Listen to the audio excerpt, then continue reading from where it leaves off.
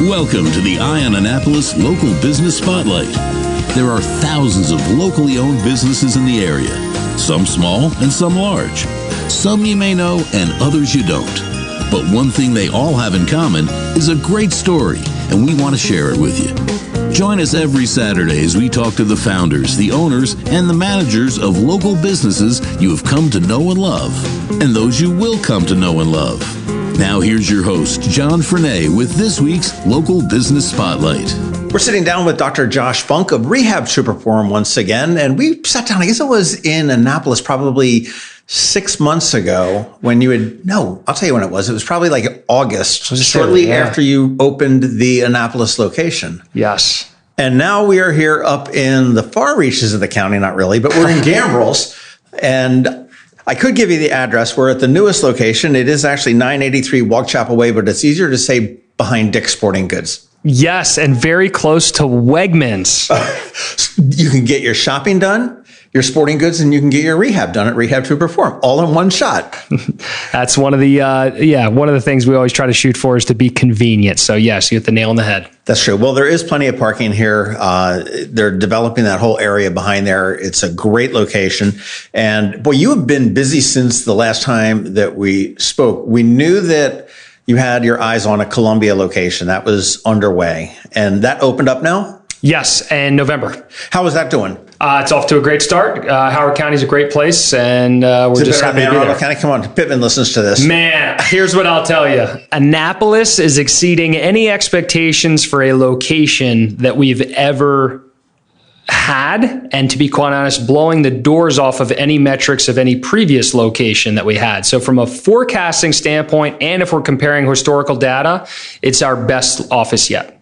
Wow, that's good to hear. Yeah, and it's not even close, if I'm being honest. Wow, that's great to hear. Yes. I guess the stupid question is I'm assuming that Rehab Superform is a corporate entity, and you started this, it was a handful of years ago. December 2014. Okay, so it's a handful and a couple fingers ago. But the growth has been phenomenal. Are you stopping? We're not stopping. We have Tyson's Corner that will be in July or August, and we do have plans beyond that. I think that if I'm being fully candid, we realize we have something really special. We have a special deliverable with regards to the services that we provide. We feel like we have a really special culture, and we feel like we're really doing a good job of redefining healthcare expectations. So if you have something that's special, why not share it with more people? Well, Tyson's is going to be your first one out of Maryland, right? Correct. Yes. Okay. Do you have eyes on Delaware or Southern Pennsylvania? Or we're not quite there yet. No, we're gonna go into Virginia and obviously go beyond Tyson's Corner. There's other areas in Maryland that we would like to explore the opportunity to go into as well. But we've been very intentional with where we've gone. And we want to make sure that we're putting ourselves in a position where we have the people and the opportunity that we have in some of these locations previously. Well, you're in a sort of I don't say a strange, but a unique position. You're not just opening up a physical therapy practice and needing to make sure that it works to be able to pay your employees and to pay everything and pay the rent and everything else. At this point, you've got a brand that needs to be protected. So, you do have to be very, very measured in where you go and what you do and how you do it. Because if, all of a sudden you open a Rehab Superform in some area that won't be served, it damages your brand. So, that makes perfect sense that you're really very measured where you're going. And if I can speak to that, the thing that we've been so good about is being able to internally shift or internally promote people that have been with our company for a certain amount of time. I'll give you, for example, Annapolis office, Jamie is the lead PT, and she'll actually be overseeing the entire county. But Jamie's background is in Anne Arundel County. She had been with the company for about 4 years at our Frederick office, and we have regular conversations with the people on our team. Hey, what do you want to do with your career? What do you want from a leadership standpoint? How can we help develop you and think forward with regards to putting you in positions that you see or you want to see yourself? So Annapolis was opened because of a conversation with Jamie, who had been with us for 4 years. So when you talk about opening up an office in Annapolis, Well, she gets everything and anything associated with the company. So you're not having to start from scratch. You're not having somebody come in who can't, as you mentioned, and it's actually one of our 7 operating principles, protect the brand. Well, I'll tell you, I've been seeing some of the other marketing that you've been doing and stuff like that, and I noticed that you've got this Couch to 5K. Now, is this a training program for running? Or is that for injuries that are looking to get back into running? Or what is that program about? So one thing that we realized over the course of the pandemic was that a lot of people were doing outdoor activities. One of the easiest things to do, get a pair of running shoes and hit the pavement or hit a trail. We had a lot of people in our facilities who didn't necessarily have resources when it came to doing that. So they were ending up trying to do things on their own, struggling to find resources, and then unfortunately ending up with injuries. What type of resources are we talking about? So the Couch to 5K that you're referring to is a completely, we'll call it at your convenience, online platform that they can purchase and plug into, and it's self-paced. So it's structured with them with regards to running, structured with them with regards to recovery, and it's structured with them with regards to the cross training or strength training. But ideally, it takes them through this journey where maybe they weren't incredibly physically active and haven't ran for a while. Well, they're back to running a 5K by the end of the program. Now, we also have another option that has more of a little bit more individual coaching, a little bit more individual programming. That could be found in R2P Plus, but those are 2 separate wellness initiatives that support people. And R2P Plus goes beyond just running, but ideally helps people get back to doing something like running. I know the thing that impressed me when we spoke last time is that in the basic sense, you're about helping people heal and getting them on their way. But your attitude goes much deeper than that. You can sit there and you can, bend my knee because I had my ACL torn and stuff like that and get me walking and everything else. But you're taking it much further than that. I mean, you're taking an interest in the client. You're taking an interest into what their active lifestyle is, whether that might be, moving from the couch to the refrigerator for a beer, or whether maybe it is running that 5K, or, for the idiots that are crazy enough to want to run a marathon or do an Ironman or something like that. Man, I just ran my first half marathon. I was thinking, what am I doing? Really? I don't know how many different times throughout the course of that running race. And I'm still actually dealing with this lingering calf issue. So maybe I should have listened to you.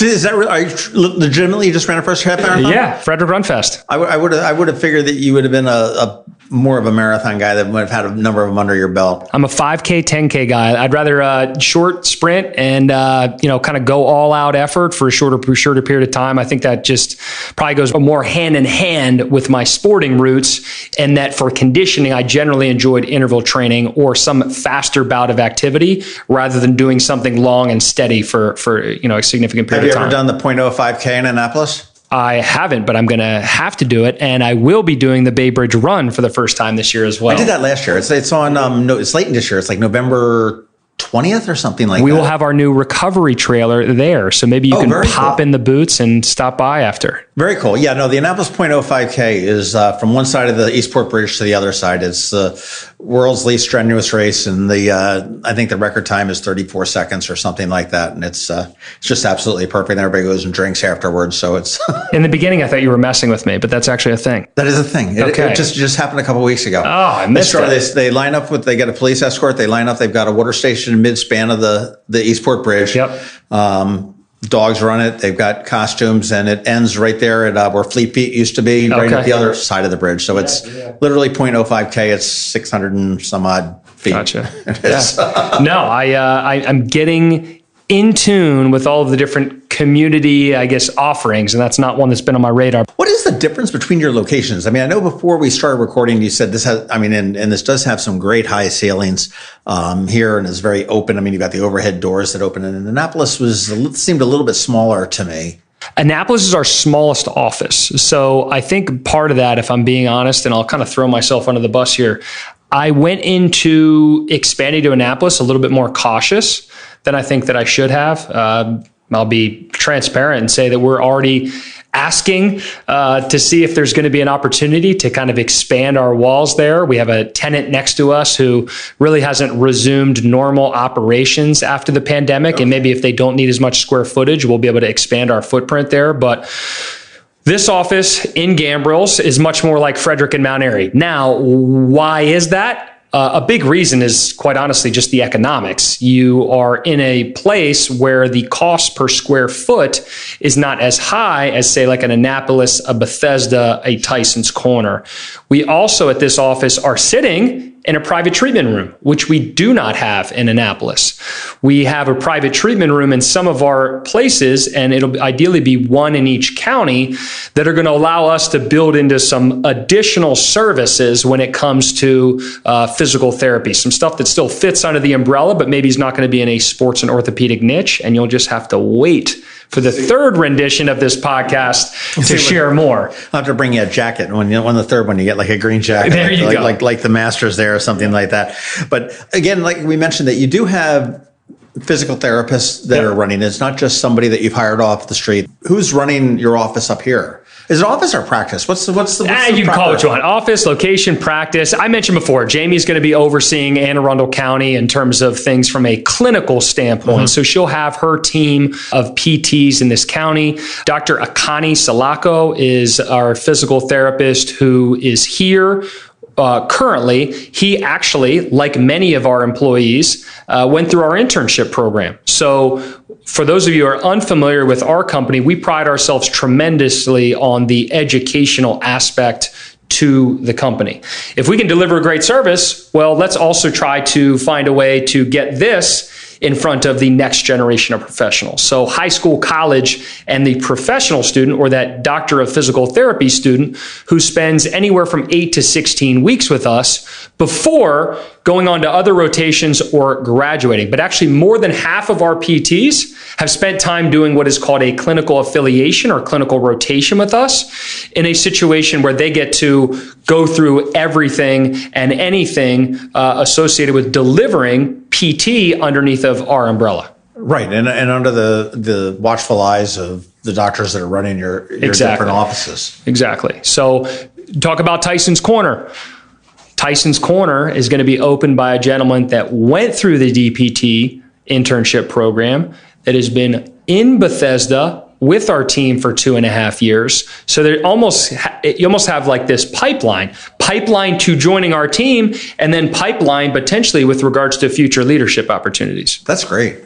That's great. Well, I mean, you've done a great job of leading the organization and expanding it from an idea. And I know the last time we talked, you said it got the concept was sort of born when you got bounced out of lacrosse in college with an injury. I got hurt seriously for the first time, and somebody used the word surgery, and I thought I was going to have to get labrum and rotator cuff surgery at the end of my sophomore year. And the sports medicine and rehabilitation experience at Ohio State, and I would imagine this is for all Division I athletics, was just amazing.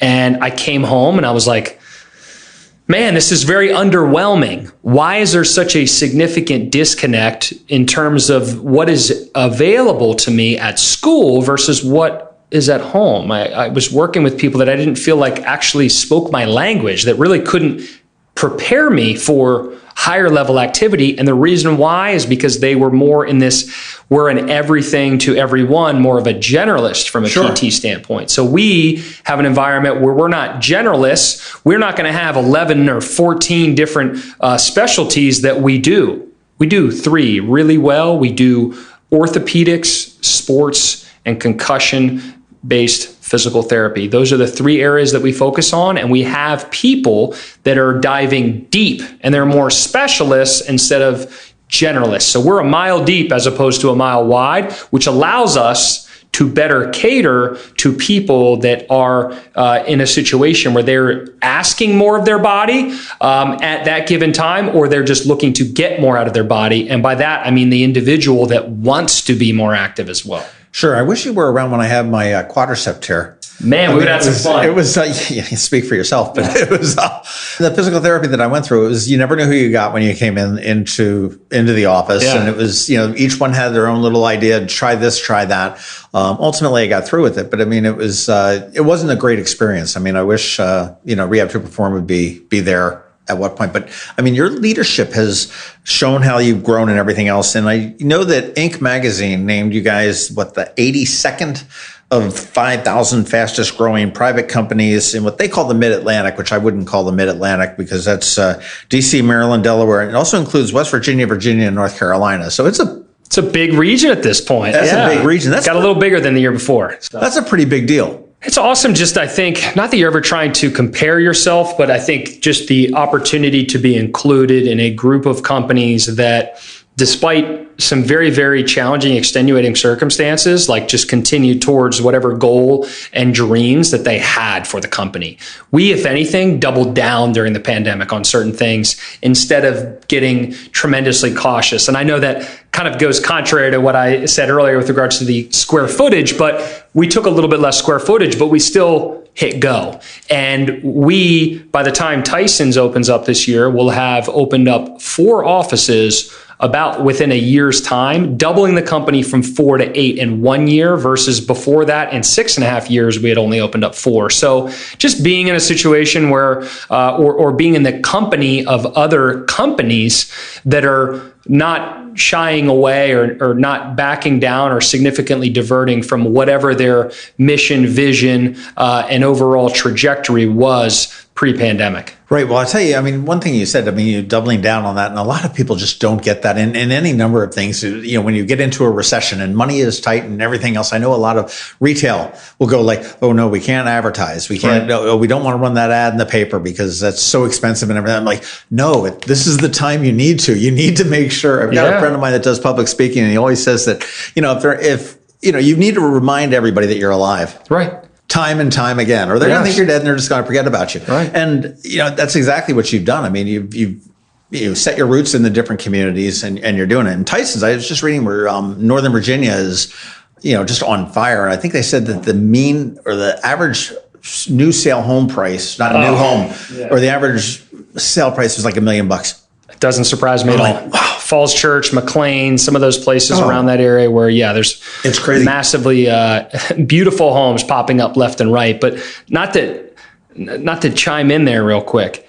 During the pandemic, you could have gone 2 different ways with regards to spend. You could have chosen to spend more or chosen to spend less. Now, a lot of people chose to spend less.